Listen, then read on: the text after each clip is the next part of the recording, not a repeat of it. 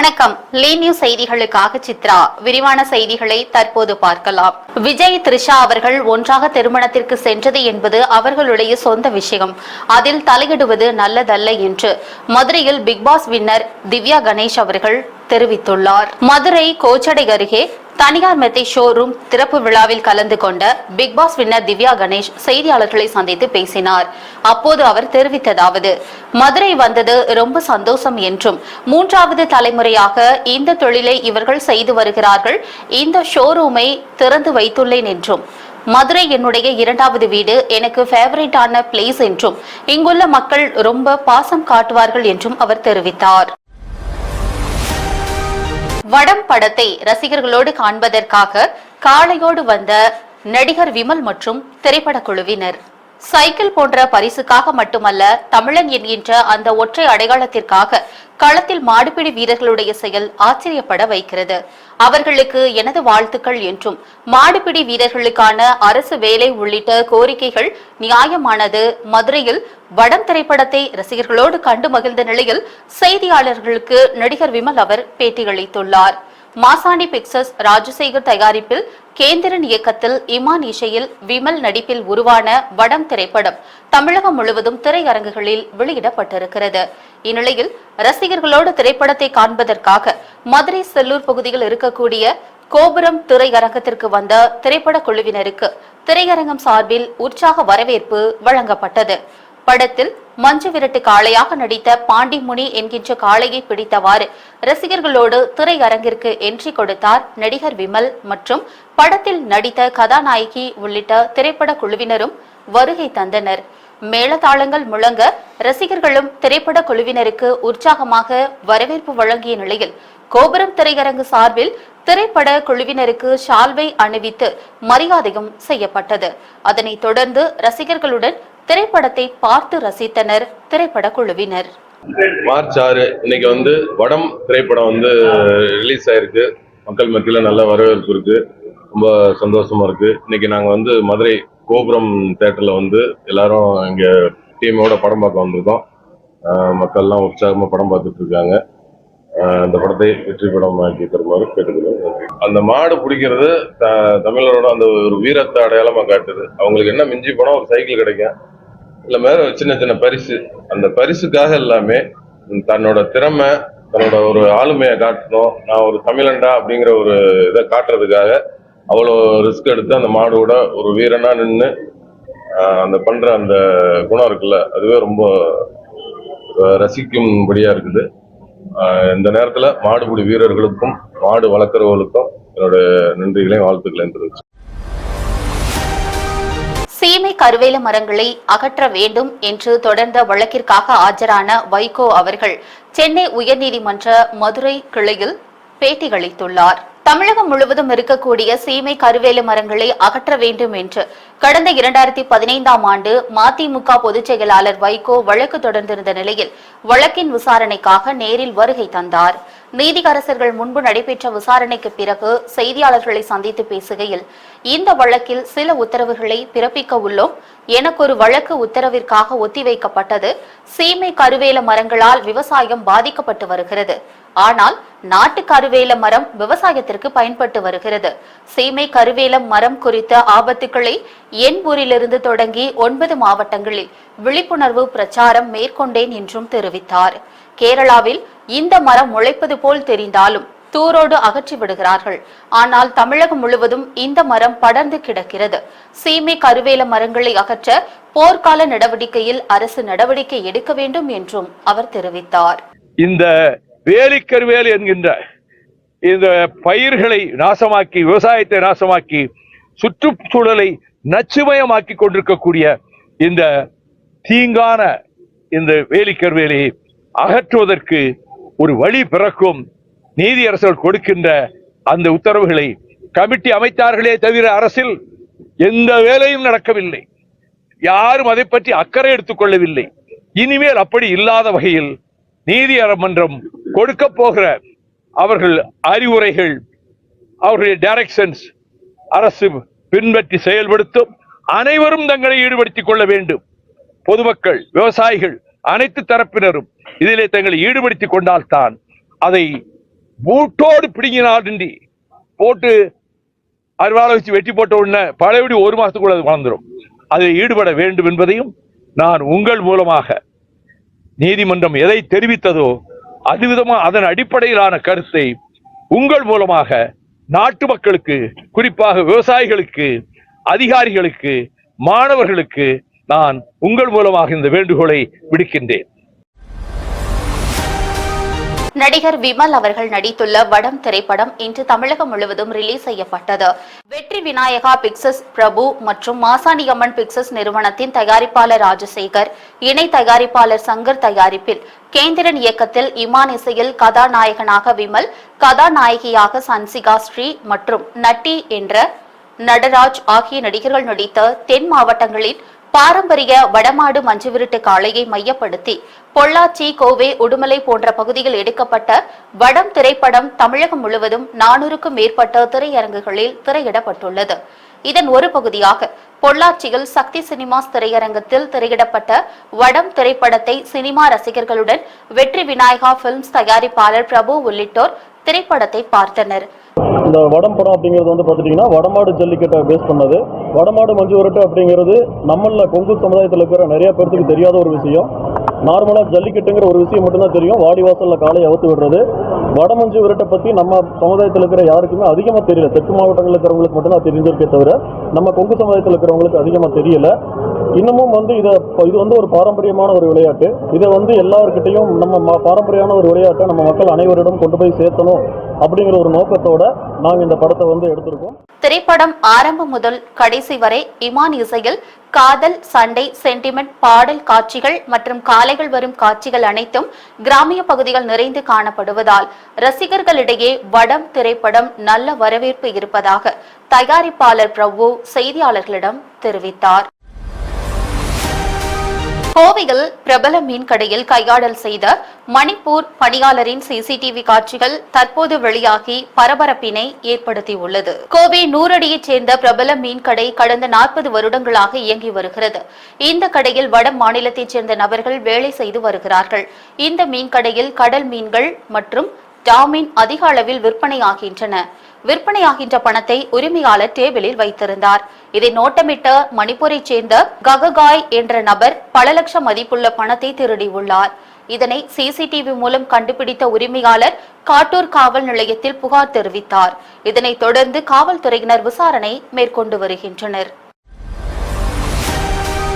வருகிற சட்டமன்ற தேர்தலில் அனைத்து மாணவர் முன்னேற்ற அமைப்பு தமிழக வெற்றி கழகத்துடன் இணைந்து செயல்பட இருப்பதாக அதன் மாநில தலைவர் முனிஸ் பாண்டி அவர்கள் தெரிவித்துள்ளார்.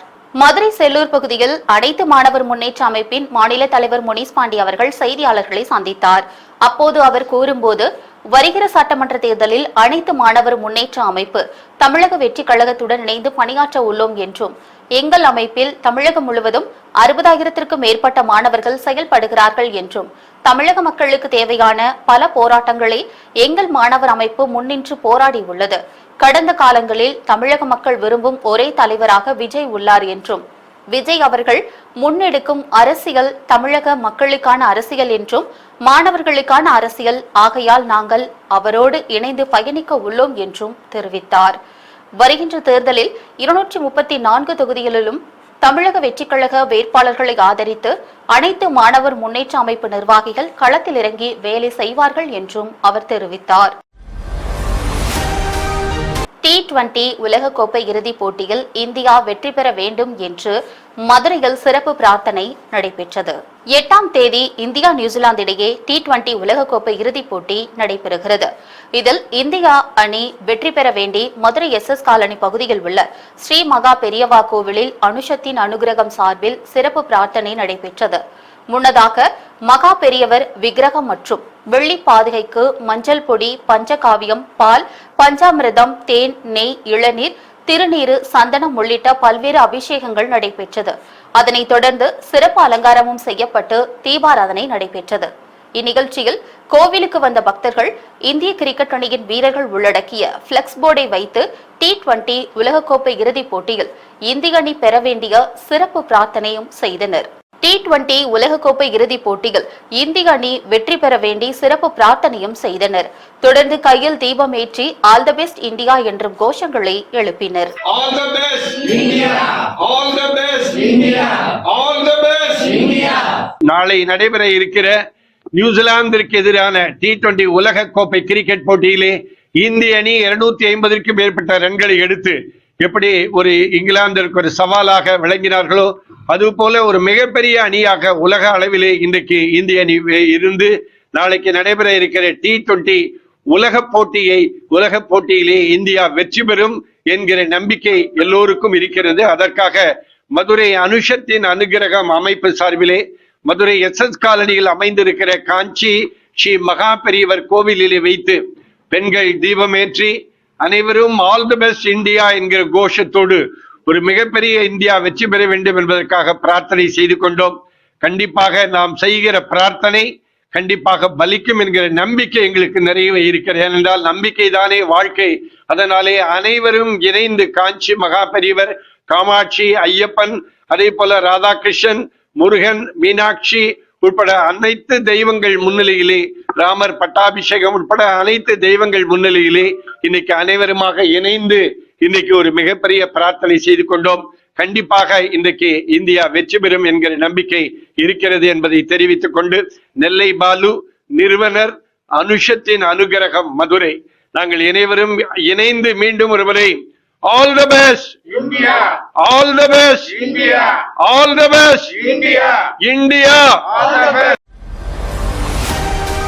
கோவை மாவட்டம் சூலூரை அடுத்துள்ள கருமத்தம்பட்டியில் மது போதையில் இளைஞர் ஒருவர் கார் ஓட்டி வந்து சாலையோரம் நின்றிருந்த கார் மற்றும் மின்கம்பத்தின் மீது மோதி கோர விபத்திற்கு உள்ளானது. இதில் ரகு என்ற வாலிபருக்கு கால் முறிவு ஏற்பட்டது. மேலும் அப்பகுதி முழுவதும் மின்சாரம் துண்டிக்கப்பட்டது. கருமத்தம்பட்டி சோமனூர் சாலையில் உள்ள கொங்கு வேளாளர் திருமண மண்டபத்திற்கு எதிரே நேற்று இரவு தனது வீட்டின் முன்பு சாலையோரமாக காரை நிறுத்திவிட்டு காரின் உரிமையாளர் மற்றும் அவரது நண்பர்கள் 2 பேர் நின்று அங்கு பேசிக் கொண்டிருந்தனர். அப்போது அவ்வழியாக அதிவேகமாக வந்த சொகுசு கார் ஒன்று கட்டுப்பாட்டை இழந்து சாலையோரம் நின்று பேசிக் கொண்டிருந்த ரகு என்பவர் மீது மோதி உள்ளது. இதில் ரகு என்ற வாலிபருக்கு கால் முறிவு ஏற்பட்டு அருகில் சாக்கடைக்காக தோண்டப்பட்ட குழியில் விழுந்து அதிர்ஷ்டவசமாக உயிர் தப்பினார். மற்ற 2 பேரும் எதிர் திசையில் குதித்து உயிர் தப்பினர். பின்பு அதிவேகமாக வந்த கார் சாலையோரம் நின்றிருந்த காரின் மீது மின்னல் வேகத்தில் மோதியது. மோதிய வேகத்தில் 2 கார்களும் இழுத்து செல்லப்பட்டு அருகில் இருந்த உயரழுத்த மின்கம்பத்தின் மீது பயங்கரமாக மோதின. இந்த மோதலின் வீரியத்தில் சிமெண்ட் மின்கம்பம் அடியோடு முறிந்து கார்களின் மீது சரிந்தது. இதனால் அந்த பகுதியில் மின் தடையும் ஏற்பட்டது.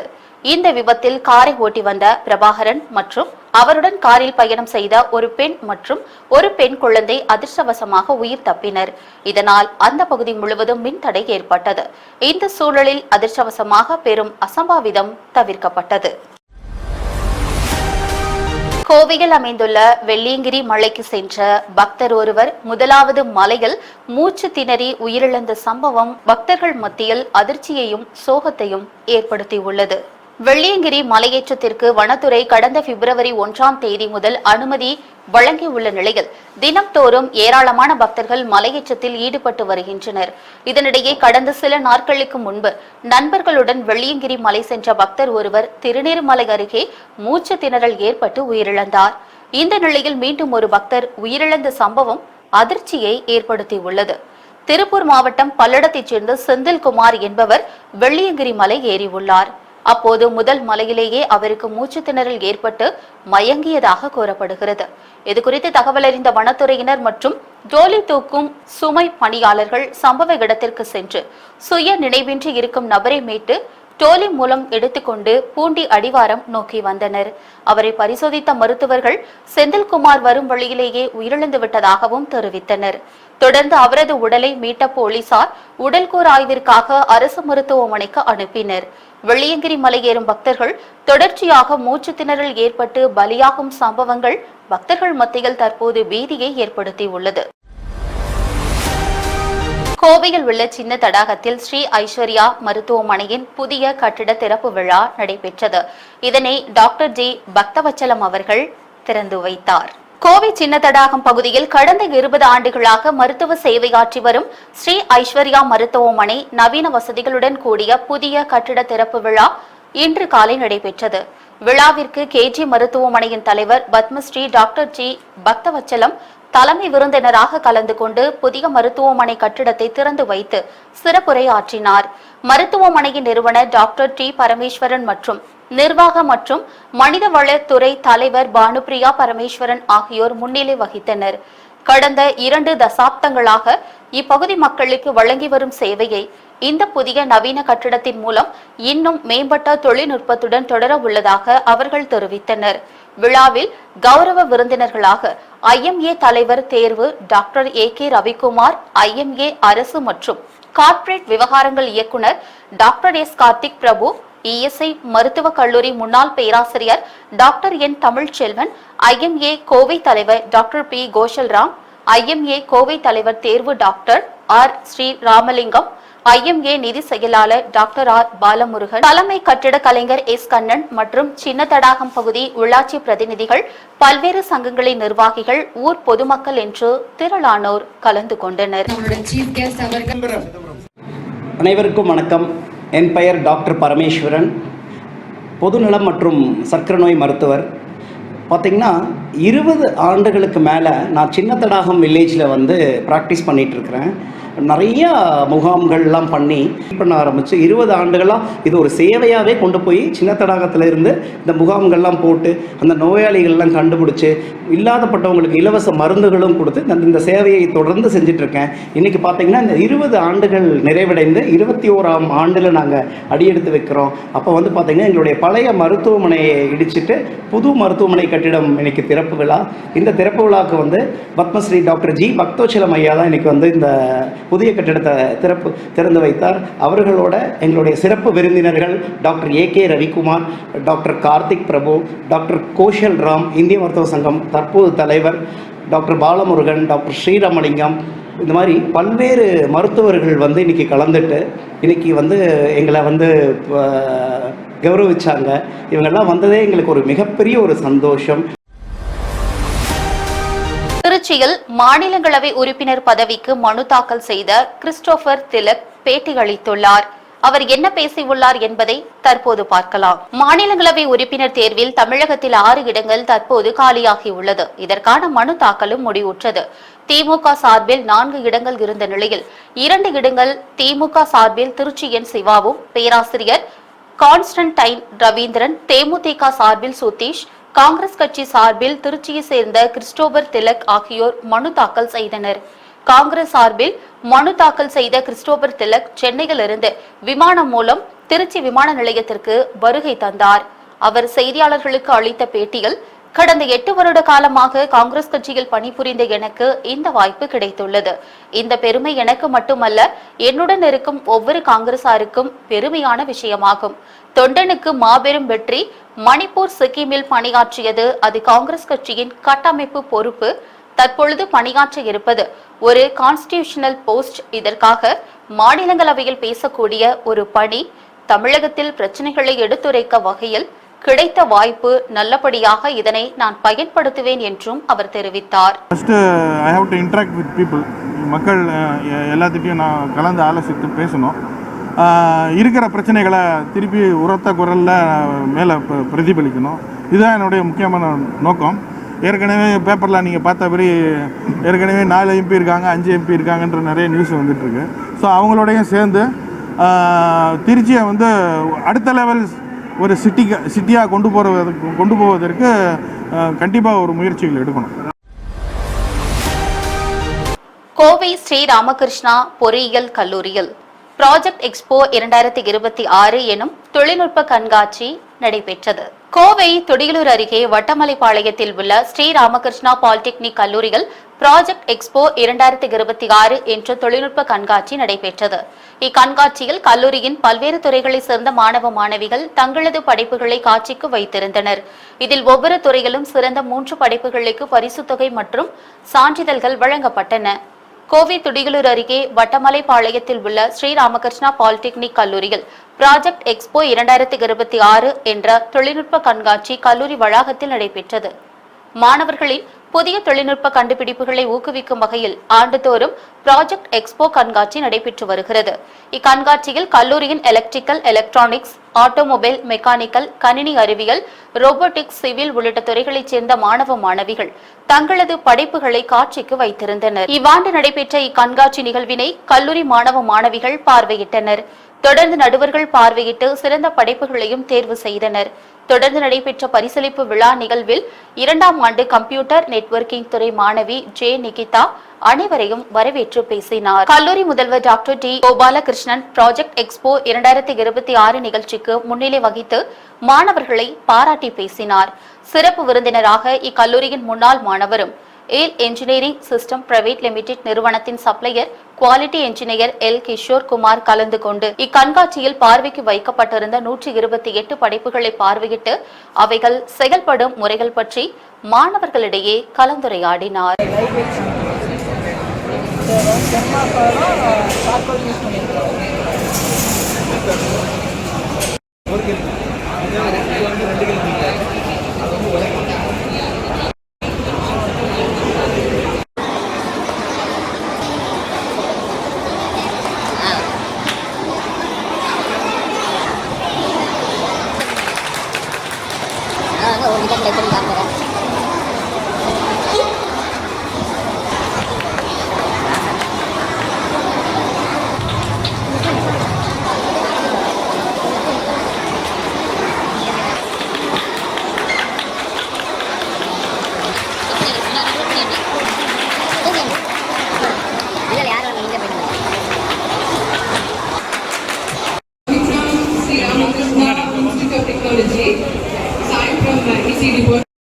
It is very difficult for us to award all the projects and work.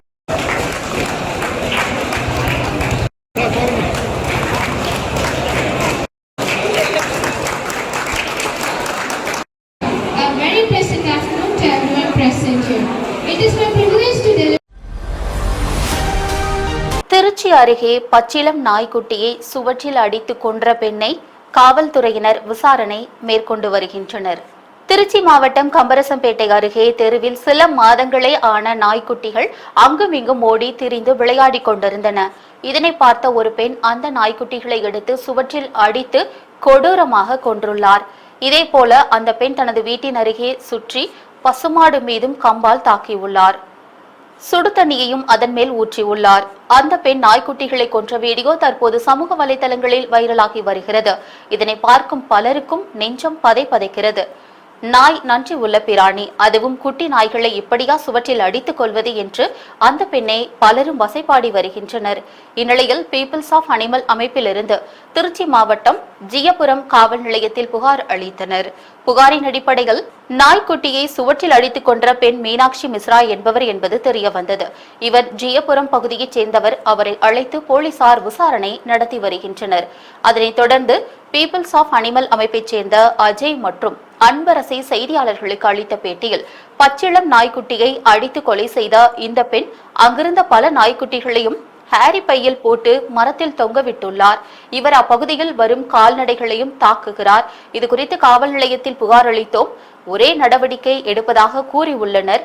மேலும் வளர்ப்பு பிராணிகள் தாக்கப்பட்டால் இது குறித்து புகார் அளிப்பதற்கு முறையான ஒரு இடம் இல்லாமல் உள்ளது. காவல் நிலையத்திற்கு சென்றால் அலைக்கழிக்கப்படுவது வாடிக்கையாக உள்ளது. இதுகுறித்து தமிழக அரசு நடவடிக்கை எடுக்க வேண்டும் என்றும் அவர்கள் தெரிவித்தனர். மீனாட்சி மிஸ்ரா அப்படிங்கிற பெண் வந்து நாய்க்குட்டிகளை ஒரு 10 நாள் 15 நாள் பிறந்த நாய்க்குட்டிகளை வந்து எடுத்து செவுத்துல அடித்து காம்பவுண்டில் அடித்து கொண்டிருக்கிறாங்க. அதனோட வீடியோ வந்து வைரல் ஆகி பார்த்திங்கன்னா எங்களுக்கு கம்ப்ளைண்ட் வந்துச்சு. அதனால் போலீஸ் ஸ்டேஷனில் போய் கம்ப்ளைண்ட் ஃபைல் பண்ணியிருக்கோம். அது மட்டும் இல்லாமல் இன்னொரு 5 நாய்க்குட்டிகளை கொலை பண்ணி சாக்கு பையில் கட்டி மரத்தில் தொங்க விட்டுருக்காங்க. அது மட்டும் இல்லை, ஏற்கனவே அவங்க இந்த மாதிரி பல கொலைகளை பண்ணதாக போலீஸ் ஸ்டேஷனில் ஜியபுரம் ஸ்டேஷனில் சிஎஸ்ஆர் ஃபைல் பண்ணி எந்த நடவடிக்கையும் எடுக்கலை. இப்போ நாங்கள் கம்ப்ளைண்ட் கொடுத்துருக்கோம். இன்னும் வந்து அவங்க எஃப்ஐஆர் போட்டிருக்காங்களா என்னன்றது தெரிய வரல, அப்டேட் இல்லை. இதுபோல் திருச்சி பகுதியில் வந்து இந்த மீனாட்சி மிஸ்ராங்கிறவங்க வந்து அந்த ஜியபுரம் பகுதியில் தொடர்ச்சியாக விலங்குகள், ஆடு, மாடு, நாய் போன்ற ஆதரவற்ற தெருநாய்களை, ஆதரவற்ற விலங்குகளை வந்து தாக்கிக்கிட்டே வராங்க. இது காரணம் என்னன்னு பார்த்தீங்கன்னா, எய்த்த வீட்டுக்காரங்களை பிடிக்கல அப்படிங்கிற மாதிரி சில அவங்களுக்கும் இவங்களுக்கு உண்டான டிஸ்பியூட்லாம் இருக்குது. பட் அதுக்கும் இந்த ஆதரவற்ற விலங்குக்கும் சம்மந்தமே கிடையாது. சம்மந்தமே இல்லாமல் இந்த மாதிரி வன்முறையில் ஈடுபட்டாங்க. 2 நாய்க்குட்டியை கையில் எடுத்து செவுத்தில் அடிக்கிறாங்க. அடித்து அது கீழே பந்தாடுற மாதிரி பந்தாடுது. அது உயிர் போகுது, நின்று பார்க்குறாங்க. எங்களுக்கு கம்ப்ளைண்ட் வருது, நாங்கள் போகிறோம். 5 நாய்க்குட்டியை பைக்குள்ளே போட்டு மரத்தில் தொங்க விட்டுருக்காங்க. அந்த லேடியை இப்போ நாங்கள் பார்க்கக்குள்ள என்ன பண்ண முடியும் பண்ணிக்கோங்க அப்படின்னு எங்கள்கிட்ட சவால் விடுற மாதிரியே பேசுகிறாங்க. 550 பயனாளிகளுக்கு வீட்டுமனை பட்டாவை பொள்ளாச்சி நாடாளுமன்ற உறுப்பினர் ஈஸ்வரசாமி அவர்கள் தமிழக அரசின் சார்பில் வழங்கினார். பொள்ளாச்சியை அடுத்த கெடிமேடு தனியார் திருமண மண்டபத்தில் பொள்ளாச்சி, வால்பாறை, உடுமலை, கிணத்துக்கடவு தாலுகாவில் வசிக்கும் 550 பயனாளர்களுக்கு விலையில்லா வீட்டுமனை பட்டா வழங்கும் விழா நிகழ்ச்சி நடைபெற்றது. பொள்ளாச்சி சார் ஆட்சியர் ராமகிருஷ்ணசாமி தலைமையில் நடந்த விழாவில் 550 பயனாளிகளுக்கு வீட்டுமனை பட்டாவை பொள்ளாச்சி நாடாளுமன்ற உறுப்பினர் ஈஸ்வரசாமி வழங்கினார். இதில் ஒன்றிய செயலாளர்கள் கமலக்கண்ணன், காணியப்பன், ஊத்துக்குளி பேரூராட்சி தலைவர் அகத்தூர் சாமி உள்ளிட்டோர் கலந்து கொண்டனர். பின்னர் செய்தியாளர்களுக்கு அளித்த பேட்டியில், தமிழக அரசு அனைவருக்குமான வீடு திட்டத்தின் கீழ் 1 லட்சம் வீட்டுமனை பட்டாவை வழங்க இருப்பதாகவும், அதிமுக ஆட்சி காலத்தில் நின்று போன வீடுகளை கட்டி முடித்து பயனாளர்களுக்கு அளித்துள்ளதாகவும், வால்பாறை சட்டமன்ற தொகுதிக்கு உட்பட்ட மலைவாழ் மக்கள் 93 பயனாளிகளுக்கு வழங்கப்பட்ட பட்டாக்களுக்கு 2 தினங்களுக்கு முன்பு 23 வீடுகள் கட்டி முடிக்கப்பட்டு பயனாளர்களுக்கு ஒப்படைத்ததாகவும், விரைவில் மீதமுள்ளவர்களுக்கு வழங்கப்படும் என்றும் தெரிவித்தார். அனைவருக்கும் வணக்கம். மாண்புமிகு தமிழ்நாட்டுடைய முதலமைச்சருடைய உத்தரவினை தொடர்ந்து நாட்டு மக்களுக்கு நாள்தோறும் பல்வேறு வளர்ச்சி திட்ட பணிகளை எல்லாம் செய்து வந்திருந்தாலும் கூட மக்களுக்கு அடிப்படை விளிம்பு நிலையில் இருக்கக்கூடிய மக்களுக்கு வீட்டுமனை பட்டா வேண்டி நீண்ட நாட்களாக கோரிக்கை வைத்ததனுடைய அடிப்படையில் நமது துணை முதலமைச்சருடைய உத்தரவின் வழிகாட்டுதலின்படி, நமது வருவாய்த்துறை அமைச்சருடைய ஆலோசனையின்படியும் நமது கோவை மாவட்டத்திற்குட்பட்ட இன்றைய தினம் உடுமலைப்பேட்டை சட்டமன்ற தொகுதி, வால்பாறை சட்டமன்ற தொகுதி, பொள்ளாச்சி சட்டமன்ற தொகுதி, கிணத்துக்கடவு, தொண்டாமுத்தூர் ஆகிய சட்டமன்ற தொகுதிக்கு உட்பட்ட தாலுகாக்கள் பொள்ளாச்சி, கிணத்துக்கடவு, மதுக்கரை, தொண்டாமுத்தூர் ஆகிய 4 தாலுகாக்களும் பட்டாக்கள் வழங்கக்கூடிய நிகழ்ச்சியாக இப்போது நடைபெற்று கொண்டிருக்கின்றது. முதல் நிகழ்வாக பொள்ளாச்சி தாலுகாவுக்கு உட்பட்ட இந்த தினம் நமது கெடிமேடு பகுதியிலே நமது வால்பாறை மற்றும் உடுமலைப்பேட்டை சட்டமன்ற தொகுதிக்கு உட்பட்ட மக்களுக்கு பட்டா வழங்கக்கூடிய நிகழ்ச்சியாக வழங்கப்பட்டு வருகிறது. நமது பகுதியில் மட்டும் இப்போது பட்டாக்கள் இடம் எடுத்து 66 பயனாளிகளுக்கும், இ பட்டா என்ற முறையில் 105 பயனாளிகளுக்கும், நமது 97 ஜியோ படி ஏற்கனவே அரசினுடைய புறம்போக்கு இடத்திலே வசிக்கக்கூடிய மக்கள், நீண்ட காலமாக அவர்கள் வீடு கட்டி குடியிருந்து வரக்கூடிய மக்களுக்கு பட்டா வழங்கப்படாமல் நிலுவையில் இருந்த நபர்களுக்காக 9 நபர்களுக்கும், புதிய மின்னணு குடும்ப அட்டை வழங்கக்கூடியவர்களுக்கு 20 நபர்கள் ஆக இந்த முதல் நிகழ்வில் மட்டும் கிட்டத்தட்ட 200 பயனாளிகளுக்கு ஒட்டுமொத்தமாக 1,67,00,000 ரூபாய் மதிப்பிலான இடத்தினை பட்டாவாக அரசின் சார்பாக தற்போது வழங்கப்பட்டிருக்கின்றது. கோவை விமான நிலையத்தின் பின்புறம் கல்லூரி மாணவி பாலியல் வன்கொடுமை செய்யப்பட்ட வழக்கில் தொடர்புடைய 3 குற்றவாளிகளும் நீதிமன்றத்தில் ஆஜர்படுத்தப்பட்டுள்ளனர். கோவையில் மாணவி கூட்டு பாலியல் வன்கொடுமை செய்யப்பட்ட வழக்கிற்கான தீர்ப்பு இன்று வழங்கப்பட உள்ளது. கோவை சர்வதேச விமான நிலையத்தின் பின்புறம் உள்ள பிருந்தாவன் நகர் பகுதியில் கடந்த ஆண்டு நவம்பர் 2ஆம் தேதி இரவு 20 வயது கல்லூரி மாணவி ஒண்டிப்புதூரைச் சேர்ந்த 25 வயது ஆண் நண்பருடன் காரில் அமர்ந்து பேசிக் கொண்டிருந்தார். அப்போது ஒரே வாகனத்தில் வந்த 3 இளைஞர்கள் ஆண் நண்பரை அரிவாளால் தாக்கிவிட்டு மாணவியை அங்கிருந்து இழுத்து சென்று பாலியல் வன்கொடுமை செய்தனர். இந்த வழக்கில் சிவகங்கை மாவட்டம் சிங்கம்புணரியைச் சேர்ந்த சதீஷ் என்ற கருப்புசாமி, காளி என்ற காளீஸ்வரன் இவர்களது உறவினரான மதுரை மாவட்டம் கருப்பாயூரணியைச் சேர்ந்த குணா என்ற தவசி ஆகிய 3வரையும் போலீசார் சுட்டு பிடித்தனர். இந்த வழக்கு விசாரணை கோவை கூடுதல் மகளிர் நீதிமன்றத்தில் நடைபெற்று வந்த நிலையில் மகளிர் நீதிமன்றத்திற்கு மாற்றப்பட்டது. இதன் பின்னர் அரசு தரப்பு விசாரணை நீதிபதி சுந்தரராஜன் முன்னிலையில் கடந்த பிப்ரவரி 2ஆம் தேதி தொடங்கி நடைபெற்று வந்தது. இதில் மொத்தம் 112 சாட்சிகளிடம் விசாரணை நடத்தப்பட்டு சாட்சி பதிவுகள் முடிவடைந்துள்ள நிலையில் இன்று தீர்ப்பு வழங்கப்பட உள்ளது. கல்லூரி மாணவி கூட்டு பாலியல் வன்கொடுமை செய்யப்பட்ட விவகாரத்தில் குற்றம் சாட்டப்பட்ட 3வரும் தற்போது நீதிமன்றத்தில் ஆஜர்படுத்தப்பட்டுள்ளனர். இனிவரும் செய்திகளை விரைவு செய்திகளாக தற்போது பார்க்கலாம். திருச்சி வரும் மோடியின் முன்பு விவசாயிகள் கழுத்து அறுப்பு போராட்டம். தென்னிந்திய தேசிய நதிகள் இணைப்பு சங்கத்தின் மாநில தலைவர் பரபரப்பான பேட்டி அளித்துள்ளார். தேசிய தென்னிந்திய நதிகள் இணைப்பு விவசாயிகள் சங்கத்தின் தலைவர் ஐயா கண்ணு தலைமையில் மாநில செயற்குழு கூட்டம் கரூர் பைபாஸ் சாலையில் உள்ள தனியார் திருமண மண்டபத்தில் நடைபெற்றது. கூட்டத்தில் வருகிற தேர்தலில் விவசாயிகளின் கோரிக்கையை ஏற்கும் தேர்தல் கட்சியை வரவேற்பது, விவசாயிகளின் தேர்தலை எதிர்பார்ப்பது தொடர்பாகவும் ஆலோசிக்கப்பட்டது. இதில் மாநில நிர்வாகிகள், மாவட்ட நிர்வாகிகள் என்று ஏராளமானோர் கலந்து கொண்டனர். தொடர்ந்து செய்தியாளர்களுக்கு பேட்டியளித்த தலைவர் ஐயா கண்ணு அவர்கள் 1985, 2015 வரை பிஜேபியில் இருந்தும் மோடி அவர்கள் கூறியபடிதான் டெல்லிக்கு சென்று விவசாயிகளுக்கு லாபகரமான விலையை நிர்ணயம் செய்யுமாறு காங்கிரஸ் அரசிற்கு எதிராக போராட்டம் நடத்தினோம். பின்னர் 2016ஆம் ஆண்டு மோடி அவர்கள் ஆட்சிக்கு வந்த பின்னர் 2 மடங்கு விலை தருவதாக கூறியும் 1 கிலோ நெல்லுக்கு 54 ரூபாய் கொடுப்பதாக கூறி 24 ரூபாய் மட்டுமே நிர்ணயம் செய்துள்ளார். 1 டன் கரும்புக்கு 8100 கொடுப்பதாக கூறி 3150 மட்டுமே கொடுக்கின்றார். விவசாயிகளுக்கு இரட்டிப்பான விலை, கோதாவரி, காவிரி இணைப்பு மற்றும் 60 வயது நிரம்பிய விவசாயிகளுக்கு மாதம் 5000 தர வேண்டும். இல்லையென்றால் பாரத பிரதமர் திருச்சி வருகை தரும்போது பொதுக்கூட்டம் நடக்கும் இடத்திற்கே சென்று விவசாயிகளுடன் சேர்ந்து கழுத்தை அறுக்கும் போராட்டம் நடத்த திட்டமிட்டுள்ளதாகவும் தெரிவித்தார். 2014 ஆட்சிக்கு வந்ததுக்கு அப்புறம் மோடி செய்யலன்னு தான் போய் அழுதும் அவர்கிட்ட 2 மடங்கு லாபம் தரும் விலையை தரேனாரு. 18 ரூபா ஒரு கிலோ வித்த நெல்லுக்கு 54 ரூபா, கரண்ட் 24 ரூபா தான் கொடுக்குறாரு. 2700 ரூபா ஒரு டன் வித்த கரும்புக்கு 8100 தரேன்ட்டு 3150 தான் தர்றாரு. இது நியாயமா? இப்போ மோடி இங்கே 11ஆம் தேதி வர்றாரு. அன்றைக்கு பெரிய போராட்டம் நடத்த இருக்கிறோம். கழுத்தையே அறுத்துக்கிறோம். அவருக்காக விவசாயியை நீங்கள் காப்பாற்றலைன்னா எங்களை கொண்டு கொடுங்கிறோம்.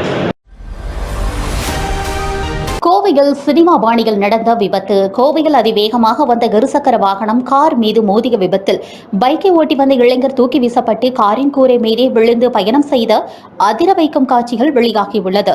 கோவை பொள்ளாச்சி சாலையில் உள்ள பிரீமியர் மில் அருகே ஒரு கார் வளைவில் திரும்பி பாதையை மாற்ற முயன்றது. அப்போது அதே சாலையில் மிக அதிவேகமாக வந்த இருசக்கர வாகனம் எதிர்பாரா விதமாக காரின் பக்கவாட்டில் பலமாக மோதியது. மோதிய வேகத்தில் இருசக்கர வாகனத்தை ஓட்டி வந்த வாலிபர் காற்றில் தூக்கி வீசப்பட்டார். நேராக காரின் மேல் பகுதியில் விழுந்த அவர் கார் நிற்கும் வரை அதன் கூரை மீது சில மீட்டர் தூரம் பயணம் செய்தார். இதனை பார்த்து அங்கிருந்த பொதுமக்கள் மற்றும் வாகன ஓட்டிகள் பெரும் அதிர்ச்சி அடைந்தனர். அதிர்ஷ்டவசமாக உயிர் தப்பினார். சினிமா காட்சியைப் போல நடந்த இந்த பயங்கர விபத்தில் காரின் மேல் விழுந்த வாலிபருக்கு நல்வாய்ப்பாக சிறிய காயங்களுடன் அவர் உயிர் தப்பினார். விபத்து குறித்து தகவல் அறிந்து சம்பவ இடத்திற்கு வந்த செட்டிப்பாளையம் போலீசார் விபத்துக்கு உள்ளான வாகனங்களை அப்புறப்படுத்தி விசாரணை மேற்கொண்டு வருகின்றனர்.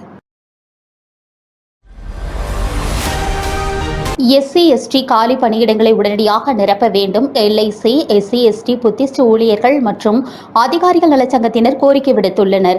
எல்ஐசி, எஸ்சி எஸ்டி புத்திஸ்ட் ஊழியர்கள் மற்றும் அதிகார நலச்சங்கத்தின் சார்பில் தென்மண்டல அளவிலான செயற்குழு கூட்டம் மண்டல தலைவர் நடராஜர் தலைமையில் திருச்சி மத்திய பேருந்து நிலையம் அருகில் உள்ள ஹோட்டலில் நடைபெற்றது. இந்த கூட்டத்தில் சிறப்பு விருந்தினராக அகில இந்திய பொதுச் செயலாளர் சௌத்ரி கலந்து கொண்டு சிறப்புரையாற்றினார். கூட்டத்தில் தலைவர் ராமமூர்த்தி, தஞ்சை கோட்ட பொதுச் செயலாளர் காமேஸ்வரன், பொருளாளர் சரவணன் உட்பட மண்டல நிர்வாகிகள் ஏராளமானோர் பங்கேற்றனர். கூட்டத்தில் தஞ்சை மாவட்டத்திற்கான புதிய பொறுப்பாளர்கள் தேர்வு செய்யப்பட்டனர்.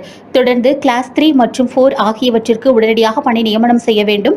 எஸ்சி எஸ்டி பின்னடைவு காலி பணியிடங்களை உடனடியாக நிரப்ப வேண்டும். பணியில் உள்ள பெண் ஊழியர்களுக்கான 3வது பிரசவத்திற்கான பிரசவ கால விடுமுறையை வழங்க வேண்டும் உள்ளிட்ட தீர்மானங்கள் நிறைவேற்றப்பட்டன. இத்துடன் இந்த செய்தி தொகுப்பு நிறைவடைந்தது. மேலும் உலகில் நடக்கும் செய்திகளை உடனுக்குடன் தெரிந்து கொள்ள www.lenews.in என்ற இணையத்திலும் லீமேக்ஸ் என்ற OTT தளத்தையும் கண்டு களியுங்கள். யூடியூப், ஃபேஸ்புக், இன்ஸ்டாகிராம் போன்ற சமூக வலைதளங்களிலும் தொடர்ந்து இணைந்திருங்கள். நன்றி, வணக்கம்.